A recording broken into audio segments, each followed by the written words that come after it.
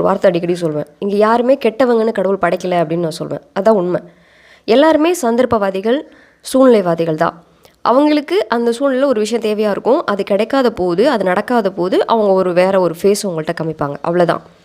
அதை நம்ம என்ன பண்ணுறோம், அதுதான் அவங்களோட ஒரிஜினல் நினச்சிட்டு அவங்க மேலே நம்ம கோவப்பட்டு வெறுப்பாகி நிறையா விஷயங்களை நம்ம வெளிப்படுத்திடுவோம். ரியாலிட்டி அது இல்லை.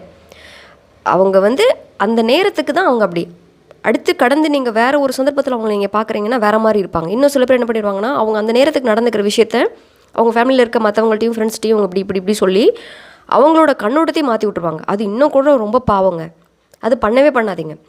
ஒருத்தரை பற்றி நீங்கள் இன்னொருத்தர்கிட்ட அவர் டேரெக்டாக ஃபேஸ் பண்ணாத, டேரெக்டாக பார்க்காத சில விஷயங்கள், நீங்கள் உங்களுக்கிட்ட காமிச்ச ஒரு சில விஷயங்கள், உங்களுக்கு மட்டுமே தெரிஞ்ச சில எமோஷன்ஸை இன்னொருத்தர்கிட்ட நீங்கள் சொல்லும் பொழுது அவங்களோட கண்ணோட்டத்தை நீங்கள் மாற்றுறீங்க, அவங்களோட பார்வையை மாற்றுறீங்க. அந்த பர்டிகுலர் பர்சனை இவங்க எப்படி பார்க்கணும், அவங்க கோபக்காரவங்க, அவங்க கெடுதல் பண்ணுறவங்கன்ற மாதிரி நீங்கள் ஒரு பிம்பத்தை க்ரியேட் பண்ணுறீங்க. அதுதான் இருக்கலே பெரிய பாவமாக நான் பார்க்குறேன்.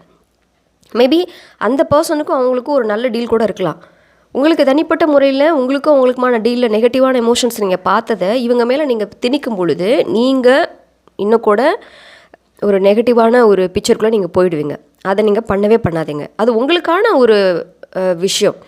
அப்போ நீங்கள் அதை எப்படி சார்ட் அவுட் பண்ணணும், அவங்கள்ட்ட அது என்ன பிரச்சனை அதை நீங்கள் கேளுங்க, சரி பண்ணுங்கள். அதோடு நீங்கள் அந்த விஷயத்தை கட் பண்ணிவிடுங்க. இன்னொருத்தர்கிட்ட அதை ட்ரான்ஸ்ஃபார்ம் பண்ணாதீங்க. அது ரொம்ப பாவம். அது பண்ணாதீங்க.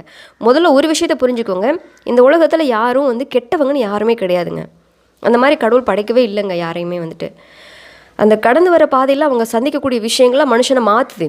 நல்லவங்கள கூட கெட்டவங்களா மாற்றிடும், கெட்டவங்கள கூட நல்லவங்களா மாற்றிடும். இதுதான் இந்த பிரபஞ்சத்தோட நியதி. அப்படி தான் இருக்குது.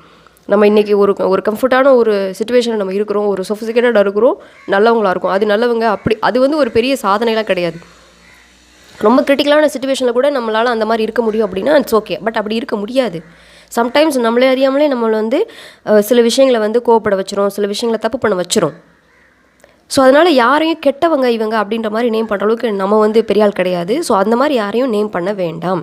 முடிஞ்சால் அவங்க உணர்வுல புரிஞ்சுட்டு மாற்ற ட்ரை பண்ணுங்கள். That's it. நீங்கள் மாற ட்ரை பண்ணுங்கள். Okay, thank you.